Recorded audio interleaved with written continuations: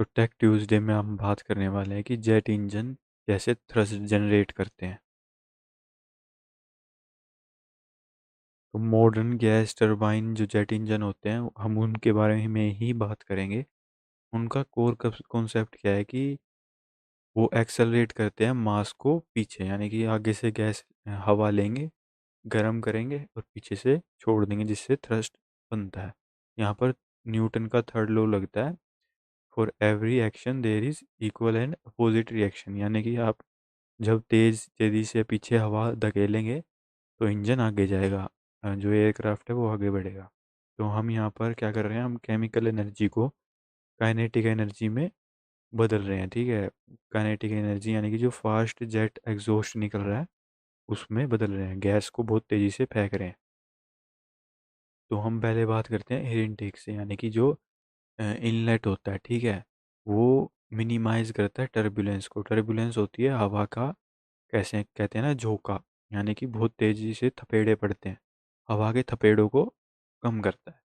और angle of attack जो होता है इंजन का वो डिटरमाइन करता है। ठीक है, यानी कि इंजन का मुंह किस तरफ है, ठीक है, इंजन जा किस तरफ रहा है, ठीक है, किस तरफ एयरक्राफ्ट को लेकर जा रहा है, वो ये तय करते हैं। इससे जो है हम डिसाइड कर सकते हैं। इससे क्या क्या और डिसाइड होता है, पिच या और स्पीड, और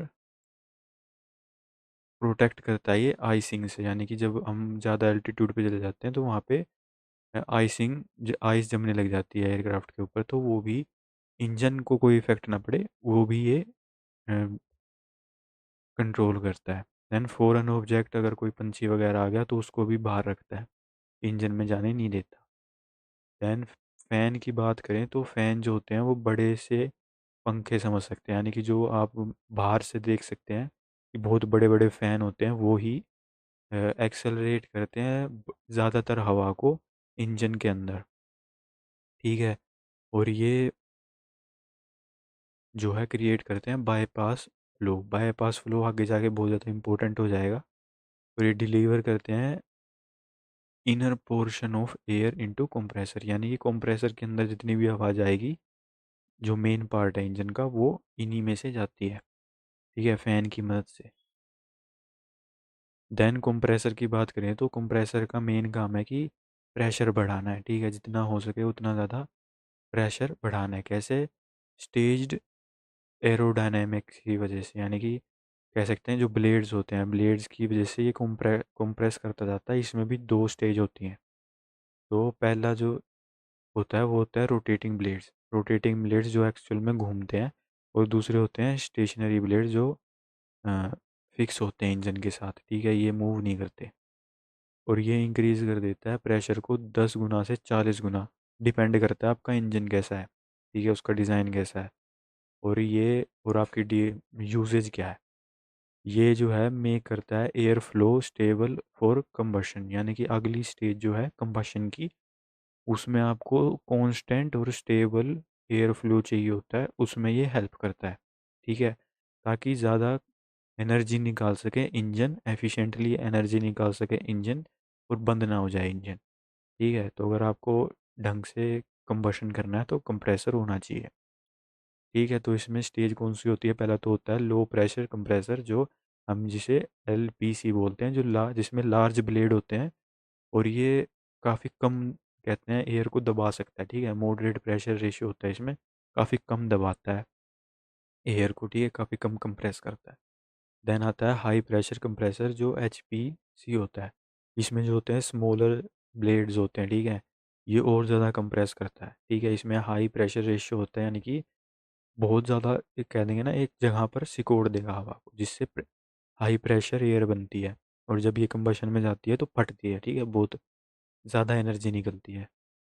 तो इसमें जो है वो एरोडायनेमिक शेप के जो है ब्लेड्स होने चाहिए। ठीक है, जिससे कांस्टेंट एयर फ्लो बना रहे। साथ में वेरिएबल स्टेटर वेन्स होती हैं, यानी कि जो स्टेटर ब्लेड्स होते हैं जो जुड़े रहते हैं इंजन से, वो अपना एंगल चेंज कर सकते हैं, जिससे जिस तरह की भी यूजेज है हमारे इंजन की वो चेंज होती है। यानी कि जो स्टेटर ब्लेड है वो अपना एंगल चेंज होते हैं, जिससे प्रेशर जो है घटता या बढ़ता हम कंट्रोल कर सकते हैं। बेसिकली इंजन कंट्रोल में आ जा आ जाता है इसकी वजह से।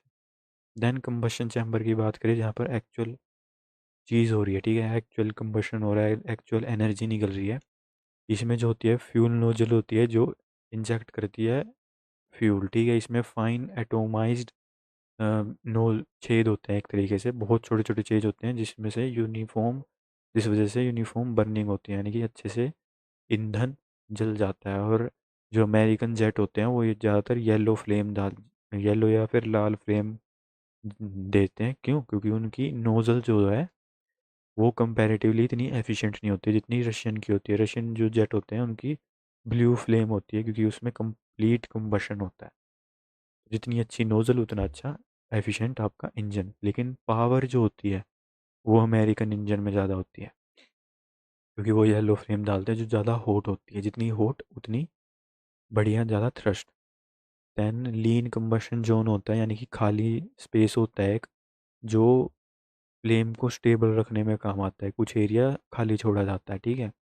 ये कंट्रोल करता है एमिशन को, यानी कि कितना आप पोल्यूशन कर रहे हैं वो उस इसमें एमिशन कर रहे हैं, धुआं निकाल रहे हैं, वो इसमें कंट्रोल होता है, ठीक है। और ये कंट्रोल करता है कि how much energy will come out of fuel, यानी कि फ्यूल में से आप कितनी एनर्जी निकाल रहे हैं, निचोड़ रहे हैं, ठीक है। लीन कंबशन जोन ये तय करता है। देन लाइनर कूलिंग होती है, यानी कि आप इंजन को इतना ज़्यादा गर्म कर रहे हैं, इतने ज़्यादा प्रेशर में चला रहे हैं तो इंजन ही ना मेल्ट हो जाए। उसको कौन रोकता है? इसको उसको रोकता है लाइनर कूलिंग, यानी कि wall of combustor are perforated, यानी कि जिसमें होल्स होते हैं या फिर ग्रूव्स होते हैं, जो कहते हैं कि हवा को एक्सपेंड होने के लिए जगह देते हैं, ठीक है, जिस वजह से थोड़ा सा इंजन वो मतलब ठंडा हो पाता है, ठीक है।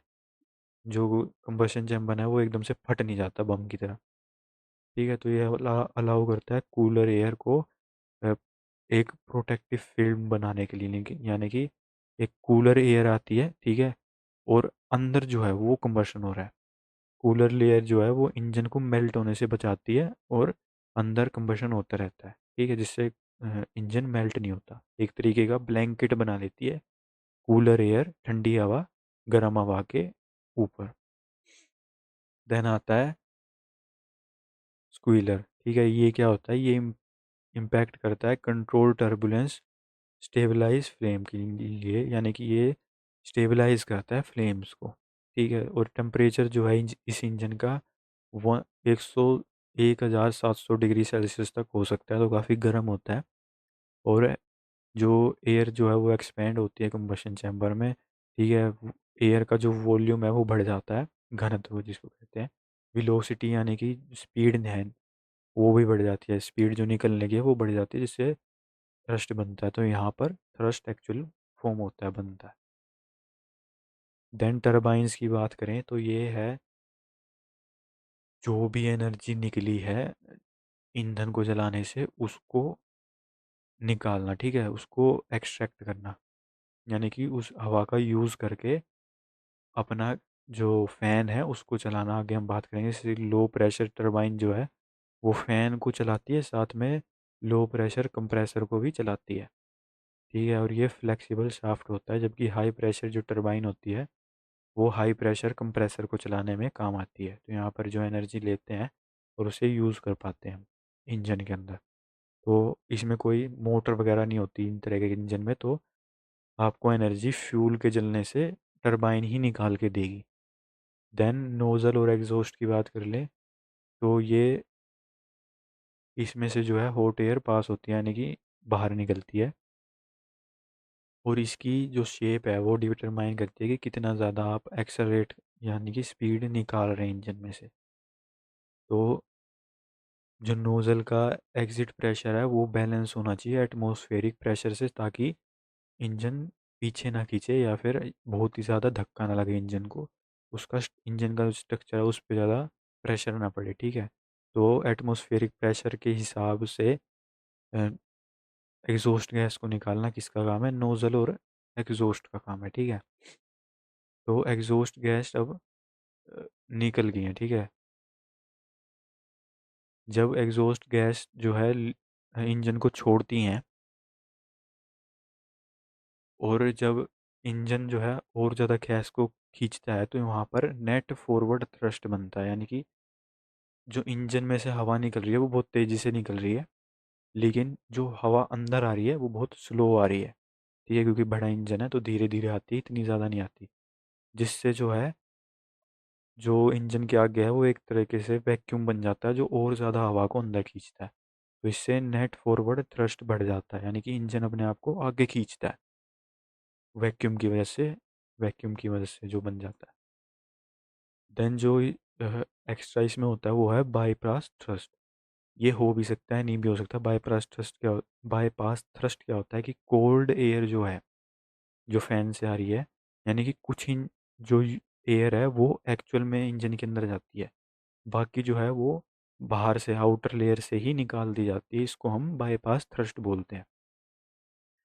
तो ये जो है फ़ैन की मदद से बनता है, और ये सिविलियन इंजन्स में यूज़ होता है। क्यों? क्योंकि इससे एफिशिएंसी बढ़ जाती है। ठीक है, इससे जो है टर्बुलेंस भी कम हो जाता है, तो एफिशिएंसी इन जनरल बढ़ जाती है। तो जो इंजन के अंदर से थ्रस्ट निकलता है, जो हमने अभी तक बात की, उसको हम बोलते हैं कोर थ्रस्ट, यानी कि जो एक्चुअल होट है, जिसमें एक्चुअली वेलोसिटी है। ठीक है, वो कोर थ्रस्ट होता है, और ये डोमिनेट करता है मिलिट्री इंजन्स में, यानी कि जिनमें जो मिलिट्री के इंजन होते हैं उनमें बाईपास थ्रस्ट नहीं होता, उसमें कोल्ड एयर नहीं होती। ठीक है, वो यूज़ नहीं करते, वो ज़्यादा यूज़ करते हैं कोर थ्रस्ट का, यानी कि गर्म हवा का, क्योंकि उनमें एक्चुअल पावर चाहिए होती है। ठीक है, उनको एफिशिएंसी नहीं चाहिए, उनको सिर्फ पावर चाहिए। तो अगर आपको सिर्फ पावर चाहिए तो कोर थ्रस्ट सिर्फ काम कर देगा, लेकिन आपको लंबा जाना है, commercial engine, commercial flight run करनी है, तो आपको बाईपास बाईपास थ्रस्ट का यूज़ करना पड़ेगा। ठीक है, तो इसमें कौन कौन सी दो स्ट्रीम हो गई, सिस्टम बाईपास प्लस कोर जो थ्रस्ट है, उन दोनों का यूज़ करके आप हाईली एफिशिएंट इंजन बना सकते हैं। ठीक है, तो सिस्टम यूज़ कौन कौन से होता है इसमें, FADEC, जो full authority digital engine control होता है, यानी कि कंट्रोल पैनल। ठीक है, ब्रेन होता है जिससे हम फ्यूल का फ्लो जो है वो डिटरमाइन करते हैं, कंप्रेसर की जियोमेट्री कैसे होगी वो डिटरमाइन करते हैं। मैंने कहा था ना, स्टेटर अपनी एंगल बदलता है, जिससे कंप्रेसर में कितनी एफिशिएंसी चाहिए या फिर क्या यूज़ केस है उस पर असर पड़ता है। देन टरबाइन का कितना टेम्परेचर रहेगा, ये सब FADEC से कंट्रोल होता है। देन लुब्रिकेशन सिस्टम होते हैं, कूलिंग एंड ब्रीडिंग सिस्टम होते हैं। ठीक है, extract gas to cool internal components, यानी कि जो कूलिंग और ब्लीडिंग सिस्टम होते हैं वो डिटरमाइन करते हैं कि कितनी ठंडी हवा इंजन के अंदर जाएगी ताकि इंजन मेल्ट ना हो। Then de icing aircraft surface and pressurised cabin, ये सब भी होते हैं।